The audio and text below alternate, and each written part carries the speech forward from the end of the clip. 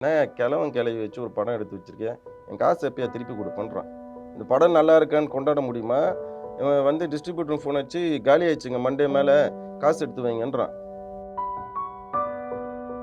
நீங்க நெனைக்கிற மாரி இப்ப 8 வருஷத்துக்கு அப்புறம், எங்க இருந்தாலும் புரொடியூசர வந்து கழுத்த புடிப்பாங்க.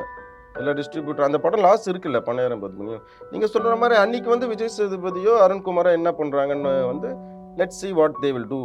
சிலம்பரசன பொறுத்தவரைக்கும் ஹி இஸ் மை ஃப்ரெண்ட், குரு எல்லாமே. அவர் வந்து வருவாரு. அவரு கை குடுப்பாரு. எப்ப குடுப்பாருன்னு அவர் பண்ணுவாரு. ஏன்னா இந்த படம் ரிலீஸ் ஆகட்டும்ன்ட்டு தான் நான் யாரையுமே அப்ரோச் பண்ணல. நமக்குன்னு ஒரு செல்ஃப் ரெஸ்பெக்ட் இருக்கு. இப்ப கரெக்ட். அதே விஜய் சார் படம் பார்க்கறதுக்கும், அஜித் படம் பார்க்கறதுக்கும் ஒரு டிஃபரன்ஸ் இருக்கு. அஜித் படம் நல்லா இருந்தா சூப்பர் ஹிட்.